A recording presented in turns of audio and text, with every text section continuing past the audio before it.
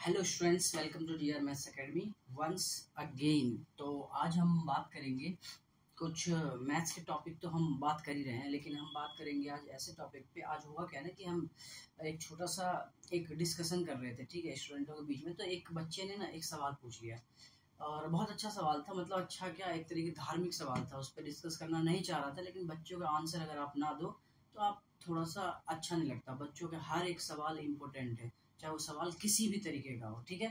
तो इसलिए उसने एक सवाल पूछा कि सर अगर हम हल एक एक प्रॉपर डेफिनेशन लेके चलें कि भगवान क्या है। ठीक है, मैं आपको लिख के बताता हूँ। ये देखो, ये हमारे पास है भगवान।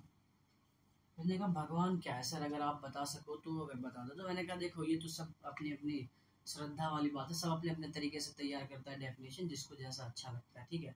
हालांकि मैं भी इसके बारे में इतना नहीं जानता, लेकिन ये है कि मैं तुम्हारे सवाल के जवाब दे सकता हूँ इन अदर फॉर्मेट, किसी अलग तरीके से। अब अलग तरीके से कैसे, जैसे मैंने ये बोर्ड पे लिख दिया ना यहाँ पे भगवान, मैंने वहाँ पे भी ऐसे ही लिखा। तो मेरे दिमाग में अचानक से आंसर आया, हालांकि मुझे भी नहीं पता था ये, लेकिन अचानक से मैंने सोचा कि अच्छा क्या हो सकता है।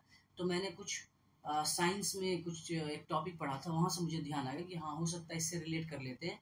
एग्जैक्ट तो नहीं मैं कह सकता, लेकिन चीज़ें हो सकता है कि आपको समझ में आ जाए कि हाँ कहीं न कहीं ये बातें किसी न किसी लेवल पे जाके सही होता है। तो देखो, मैंने उससे यही कहा कि देखो ये भगवान ऐसे लिखते हैं हम, ठीक है। तो हमारे पास क्या है, भा भा मतलब होता है भूमि भा मतलब भूमि। भूमि मतलब क्या होता है, धरती, जमीन, है ना। तो ये हो गया। तो और गा, यहाँ से गा मतलब गगन, ठीक है। और व मतलब वायु, अ मतलब अग्नि, और ना मतलब नीर। तो ये मैंने 5 चीज लिख दिया, ठीक है। गगन मतलब आसमान होता है, वायु मतलब हवा होता है ना। अग्नि मतलब आग होता है, नीर मतलब पानी होता है। ये नीर पर्यायवाची शब्द है पानी का।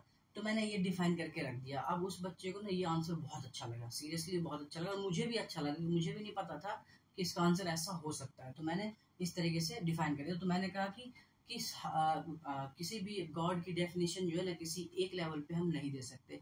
उसके हर अलग अलग तरीके से उनका डेफिनेशन होता है। तो ये पांचों तरीके से लोग अपने अपने डेफिनेशन को, आप जो भी आप चाहे किसी से भी क्वेश्चन पूछना, ठीक है, जो भी आंसर देंगे ना, तो हो सकता है मैं ऐसे आपको बता रहा हूँ, मैं एग्जैक्ट तो नहीं बता रहा, लेकिन ये कि आप एक बार मैच करना। तो जितने भी आंसर देंगे ना, वो सारे आंसर इन्हीं पांचों के अंदर में से होगा ही होगा, किसी एक में से होगा, ठीक है। इन्हीं पांचों में से कोई एक वहां पे उसका आंसर हो रहा होगा। अगर कोई एक रैंडम आंसर देता है तो ठीक है, आप लोग भी कमेंट में बताइए कि इसका आंसर ये कैसा लगा आपको, ये वाला, है ना, ये वाला जो मैंने बताया है डिटेल कैसा लगा।